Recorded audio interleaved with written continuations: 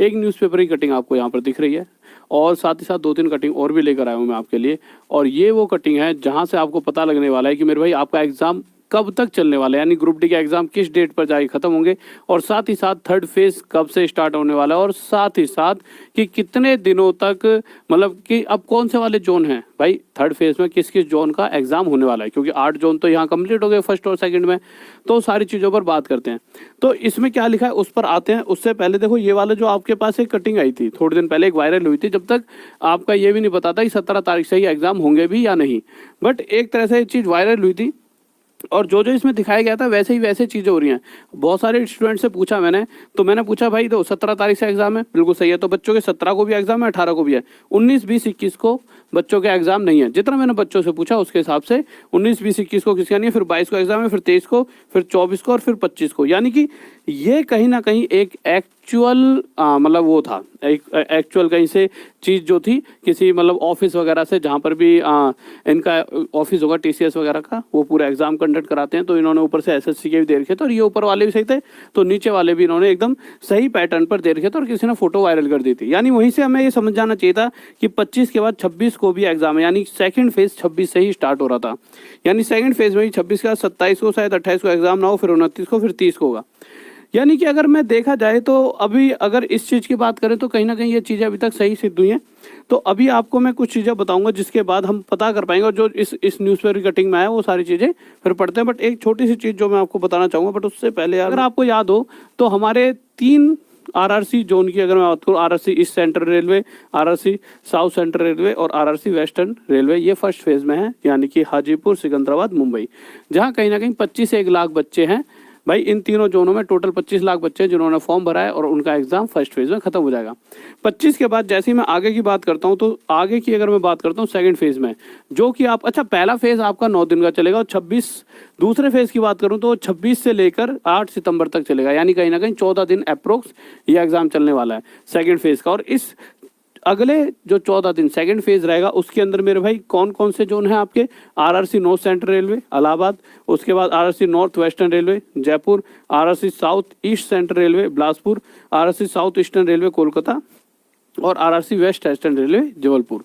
और अगर इसकी बात करूं तो ये कहीं ना कहीं 14 दिन चलने वाला, और इसके अंदर 31 लाख के अप्रोक्स, कितने बच्चे, 31 लाख के अप्रोक्स, करीब 31 लाख बच्चे ऐसे जिन्होंने फॉर्म भर रखा है। तो आप अगर मोटा मोटा देखोगे तो 25 और 31 कितने, 5 और 1 6, 56 लाख बच्चों का एग्जाम तो 8 फेज में कंप्लीट हो रहा है। बट टोटल बच्चे तो 1,15,00,000 हैं, आसपास इसी के हैं।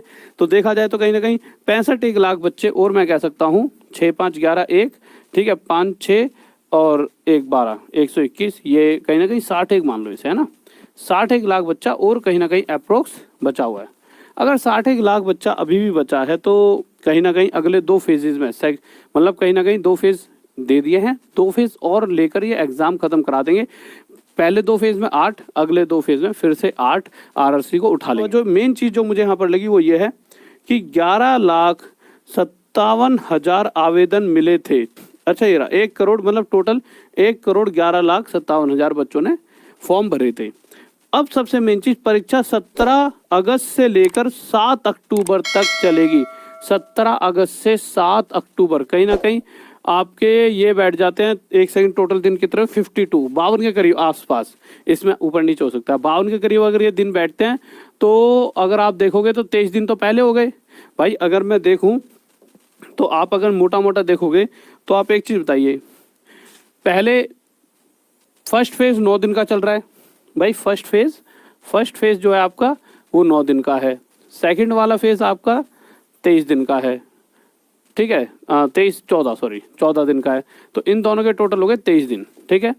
और अगर 52 दिन तक एग्जाम चलेगा तो 52 दिन और बढ़ाने के लिए इसमें जोड़ना पड़ेगा 29, यानी कि अगले 2 फेज जो हैं सेकंड और थर्ड, या फिर इसमें फोर्थ, सेकंड और थर्ड क्या है, थर्ड और फोर्थ, इन दोनों के टोटल की अगर बात करूं तो ये दोनों 29 दिन में खत्म होने चाहिए।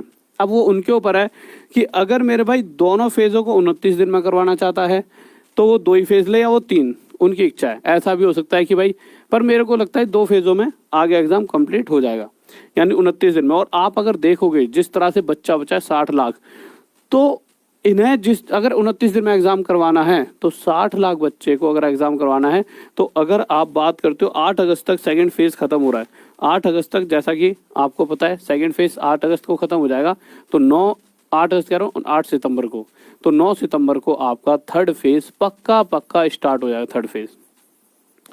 थर्ड फेज़ पक्का आपका स्टार्ट हो जाएगा।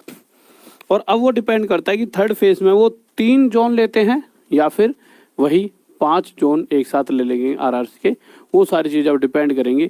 बट मुद्दा क्या है कि हर एक बच्चे को अपनी तैयारी को कंटिन्यू रखना चाहिए। बहुत ज़्यादा टाइम नहीं बचा है 9 सितंबर आने में, बिल्कुल आपके सर पर ही है 9 सितंबर, ज़्यादा दिन नहीं बचे।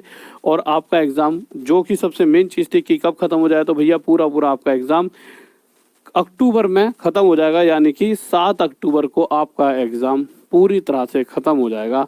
तो ये समझ लीजिए बहुत ज़्यादा टाइम नहीं है। कोई भी बच्चा तैयारी कर रहा है, तो जिनके अभी आ रहे हैं इन 8 फेज़ों में, तो अच्छी बात है, उन्हें पता लग चुका है। जिन्हें नहीं पता लगा वो भी तैयारी कंटिन्यू रखें उन्हीं की तरह। यूँ नहीं कि यार हमारा तो आने में टाइम है, कब किसका एग्ज़ाम आ जाए। शायद आप सोचो कि यार आपका एग्ज़ाम आने में तो टाइम हो, 9 सितंबर को पहले आपका ही आ जाए। आप कहोगे सर आप ऐसे क्यों बोल रहे हो, बच्चों कभी भी आ सकता है ना, तैयारी पूरी रखो।